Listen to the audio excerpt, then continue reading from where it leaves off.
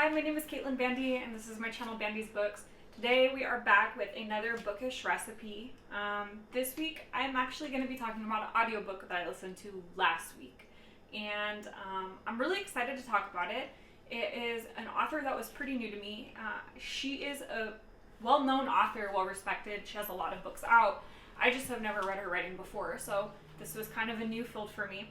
And I was stoked to see that there was so much food description in this book. Like, I could probably do 20 or 30 videos just on this one book alone. And that is The Sentence by Louise Erdrich. This book just recently came out. It is about a woman who is Ojibwe, and she's living in the Ojibwe Anishinaabe tribe, and she commits a crime and spends a little bit of time in jail, comes out, kind of restarts her life, and ends up working in a bookshop. And as she's working in the bookshop, she ends up haunted by one of her former clients who's passed away. And it kind of also like intermingles with COVID and the pandemic and social justice issues and a whole bunch of things. It's very current. I found it really interesting. I had not read a lot of Louise, like I said, I had never read Louise Erdrich before, so it was an adjustment getting used to her writing style. I did find it like a little bit eccentric in ways, but I really did enjoy the story, and I especially loved the food description. So today, in honor of this relatively new release that came out, we're going to be making a corn chowder from this book. Since I listened to it on audiobook, I don't have the exact quote from where it comes from, but the main character, Tookie, is talking about her partner and what an excellent cook he is. And like I said, they talk about funerals and parties and all these dishes that people make. I remember there's like one scene where they're talking about like wild rice and how Native Americans make proper wild rice, and they're talking about like the wild rice salads and soups and all these dishes that get brought to the parties. But in this particular scene, she's talking about her partner making a corn chowder, and she talks about all the ingredients. She doesn't just say, oh, he made soup and I could smell it cooking. She talks about the cream and the corn and the potatoes, and I mean, it was great. And I was like, I love corn chowder. That's one of my favorite fall soups. Why not do this for the next recipe? So here we are today. We're going to go ahead and we're going to do a corn chowder from The Sentence by Louise Erdrich.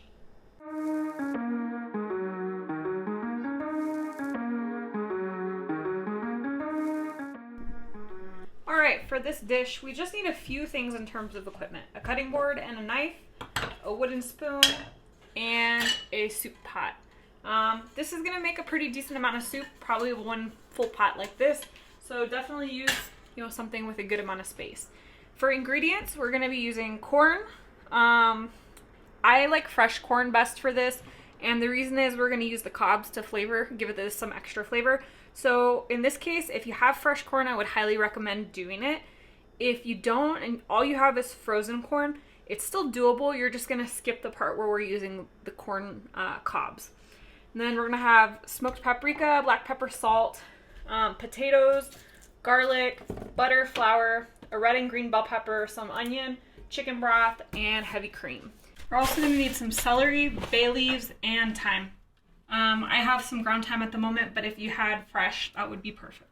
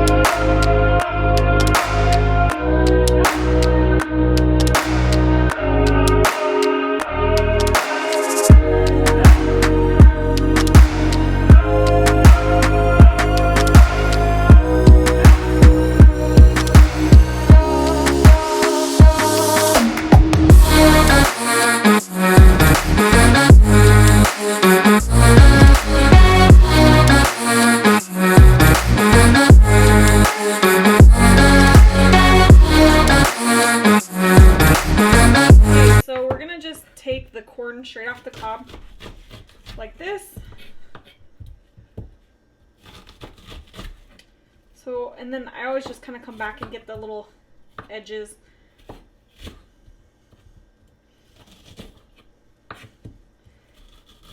Now, don't throw these cobs away. There's a ton of flavor in them. We're going to use them to flavor our broth. So we're going to set those over to the side. And we're going to just put all the corn into a bowl. Oops, I'm dropping some of it here. So again, you just take it, lay it flat, hold it till it's secure, take one side, take the next side, another side, and then again, and then like I said, I just hit those edges.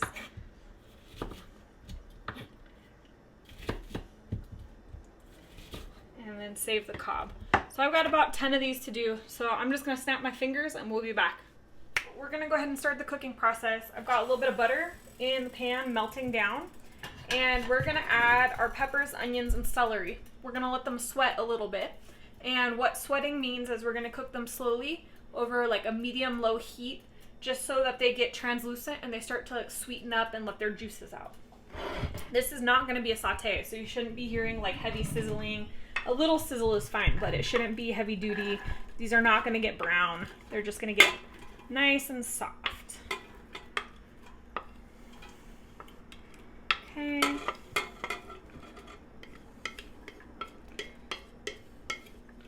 Alright, so we're going to let those cook for a couple minutes. Alright, so you can see that our vegetables are starting to get a little translucent. Not brown or anything, just soft. We're going to go ahead and throw our corn in.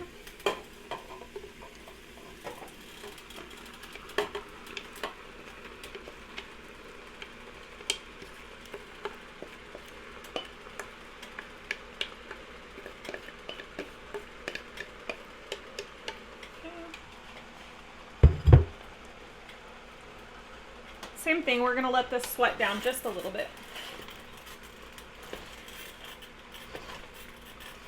Be back in a minute. Our corn is just getting a little bit of sweating action going on, so we're going to add in our garlic.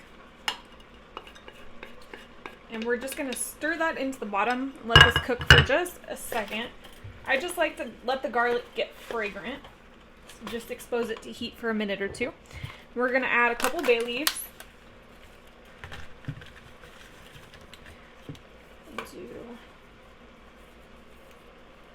Small bay leaves, so we're going to do 3, 2, and 3.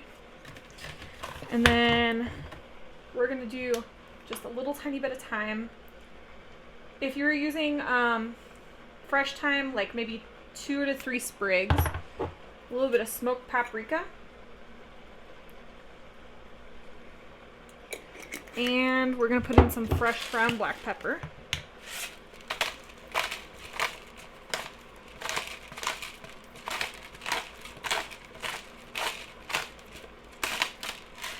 Good for now. And now I'm gonna just stir this all up. The garlic is starting to get fragrant. I can smell it in there. That's all you really want, is just till you can smell it. And we're gonna add our good quality chicken broth. Okay, stir that in. Now, this is where those corn cobs come in handy. You may not have to use all of the ones, but I like to stick the corn cobs into the soup while it's cooking. There's a lot of flavor in the corn cobs. So I'll just like pop them in with the soup and let them simmer. All that corn flavor is going to be imparted into the broth. Okay. And then before serving, we'll just go ahead and remove them.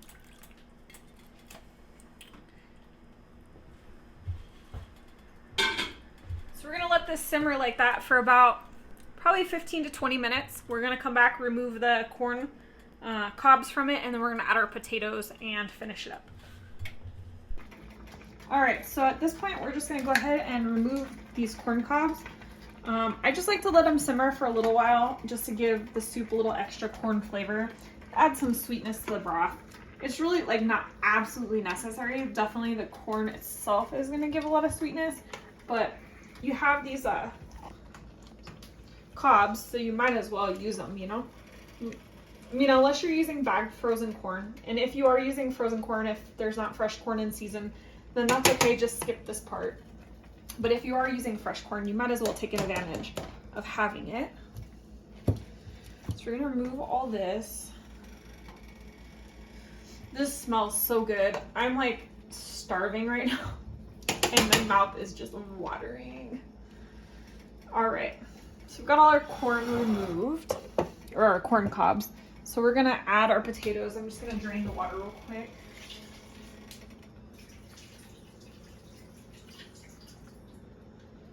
All right, so we have our potatoes. I'm using yellow potatoes, but you could use red potatoes, whatever you have. We're just gonna stir those in. Oh, there's one more corn cob. Missed one. There we go. So, like I said, we're gonna stir those potatoes in. And you can see this is a nice hearty soup. You want it to be this way. You don't want it to be like crazy liquidy, because if you think about a chowder, it's gonna be nice and thick and creamy. So you don't want to have too much liquid in this. So what we're gonna do next is we're gonna set these corn cobs out of the way. We're gonna take some of our butter and we're going to create what is called beurre manier. This is a French term. I forget what it means exactly, but it basically means mashing butter and flour together. I know that's not the literal translation, but it's a way of thickening soups or gravies. Like, there's a couple options for mixing flour into a sauce or a gravy or a soup. And that's either to do a roux at the beginning where you cook the butter and the flour, or to do this where you take butter and you just mix the flour into it and you create like a little paste, and then you mix it into whatever you're cooking and that thickens it. So just gonna mix this until it is well combined.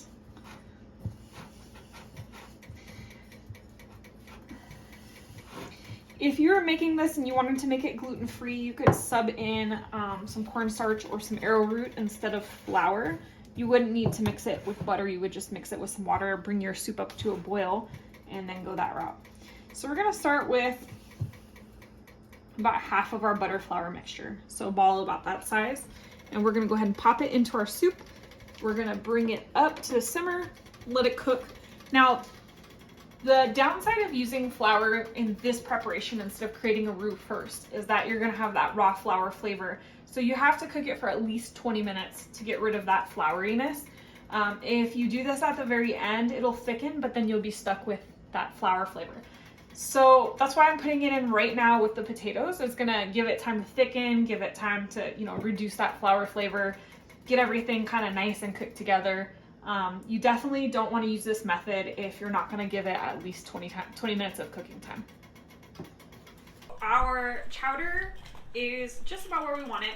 The potatoes are nice and tender. You can see, I can break them in half with a spoon. And the broth is thickened up pretty nicely. So we're gonna add our cream. Well, first we're gonna actually check the salt level. So we'll check that. I think this is good for now. We're gonna go ahead and add some heavy cream. So it would not be chowder without heavy cream. We're not gonna put like a crazy amount in it. Maybe about a cup. And we're just gonna stir that in.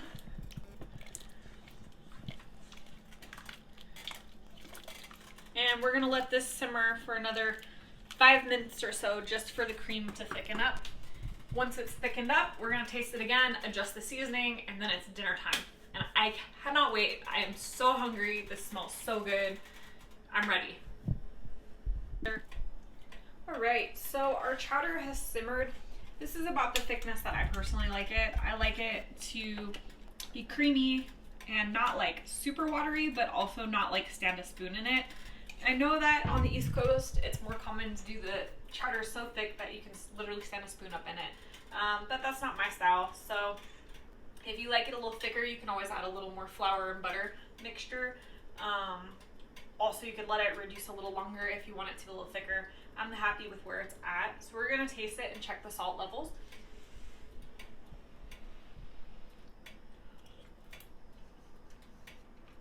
That's really good. It needs just a tiny bit more salt. Think of it just a pinch. Actually 2 pinches, I guess. And we're gonna stir that in. And we'll check it out one more time.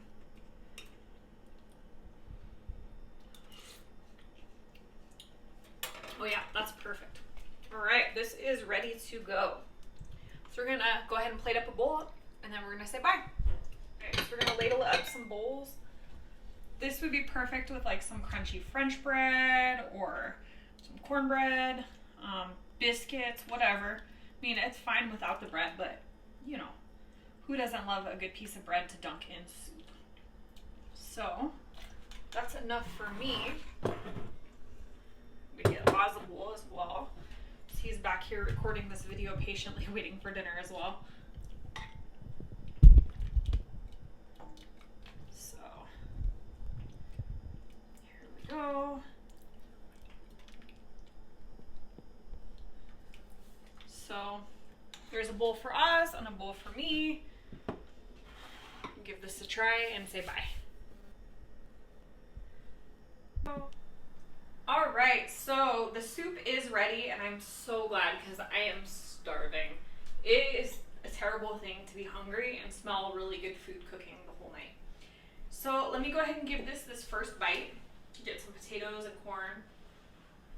I don't know if you can see this or not, but there's literally steam rising off of it still.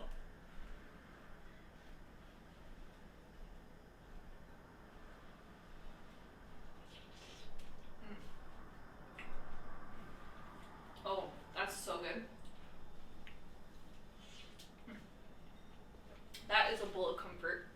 So I'm really excited that I got to do this recipe tonight.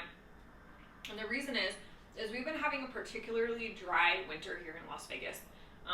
A dry fall, in fact, as well. Usually by this time of year, it's like 40 degrees during the day, whipping winds, storms blowing in, snow out on the mountains, all that kind of stuff.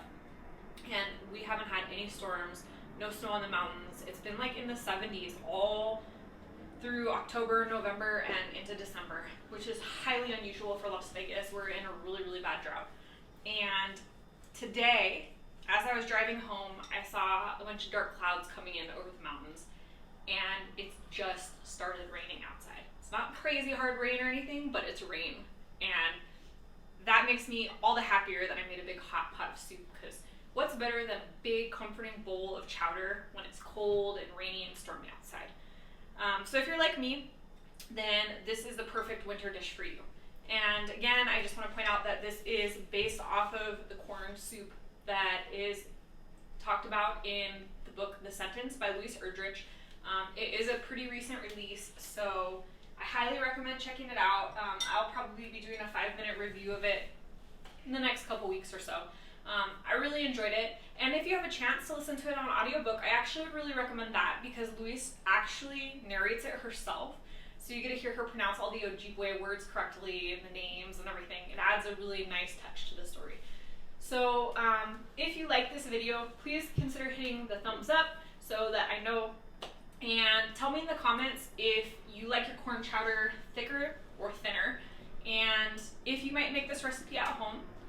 Also, let me know if you've read The Sentence. I'm curious to see if anyone else out there has read it yet. It doesn't seem like a lot of people have, and I don't want to spoil it for anyone, but I'd love somebody to chat with about it. And other than that, if you haven't already, consider hitting the subscribe button with the notification bell. I post regular bookish content all week long. I haven't missed a single video that I've been supposed to post since I started this channel, so you can count on me for all your book and cooking needs. Again, I'm Caitlin Bandy. This is Bandy's Books. Thank you so much. We'll see you in the next video. Bye.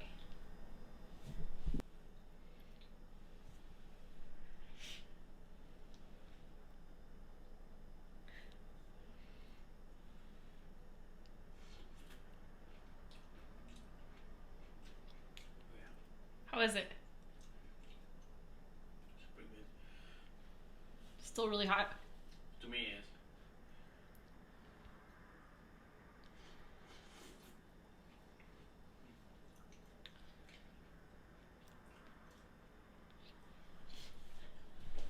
There you have it. Boyfriend tested and approved.